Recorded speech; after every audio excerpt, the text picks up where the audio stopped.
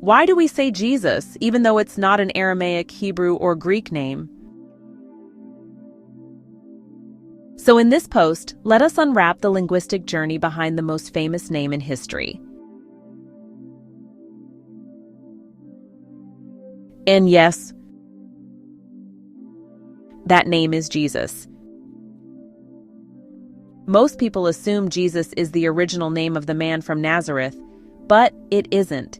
In fact, no one in first century Kemet, Judea, or Galilee ever pronounced the name Jesus. The sound J didn't even exist. So, where did this name come from? And what was his actual name? Let's break it down. The original name, Yeshua, in Aramaic and Hebrew. The man we call Jesus was known in his own language, Aramaic, as Yeshua. That's actually a shortened form of the Hebrew name, Yehoshua, or Joshua, which means, he who saves, or Yahweh, is salvation. This name was pretty common in the ancient world. Several figures in the Hebrew Bible already carried it. So, the real original name is Yeshua, not Jesus. So, the question you may be now asking is, when did the name change? When the Hebrew and Aramaic texts were translated into Greek, the language of the Eastern Mediterranean at the time, a problem came up. Greek does not have a Y sound, called yod. Greek does not have a sh sound. And Greek does not use masculine names ending with a vowel. So, translators did what they always did. They adapted the name into Greek phonetics. Yeshua became Isus. Here's how it happened. Ye becomes I, since Greek lacked Y. Ish becomes S, because Greek didn't have eshesh. Ua becomes ous, which is a typical Greek masculine ending, and so the Greek name Isus was formed. And with this name comes controversy, because some believe Lesus means Hail Zeus. But this is something we will delve into much later. So, for now, when Rome translated the Greek Gospels into Latin, the name became Isus.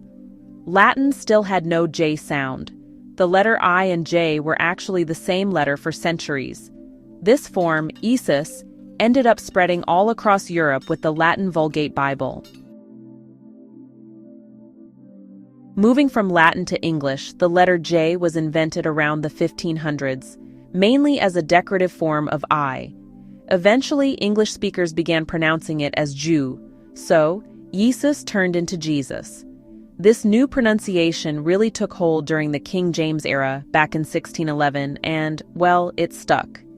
That's why Jesus is actually an English language invention, not an ancient name.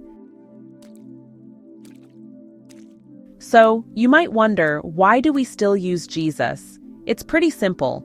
It became standard in English translations. Christian tradition cemented it over the centuries. Languages evolve and names evolve right along with them. The name Jesus is culturally familiar to us, but linguistically, it's really far removed from what his family or disciples would have ever called him. If you were standing beside him in 30 CE calling out, "Hey Jesus," no one would have turned around. But if you said Yeshua, everyone would know exactly who you meant. So why does this matter today? Understanding the evolution of the name is not about attacking faith. It's about reconnecting with authentic history, recognizing how language shapes belief, and showing how spiritual traditions shift across cultures.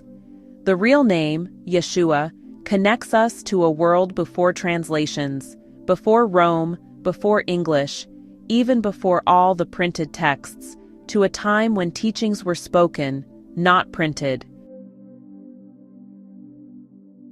It opens the door to a deeper, older lineage that ties directly into your broader exploration of Kemet, ancient traditions, and the pre-Abrahamic roots beneath modern religion. You know, names carry power, but that power isn't diminished by translation. Understanding where the name Jesus came from doesn't weaken the message, it actually enriches it. It reminds us all that spiritual truth travels through languages, empires, and centuries, taking new forms while still pointing back to something ancient, original, and far older than the surface stories we inherited.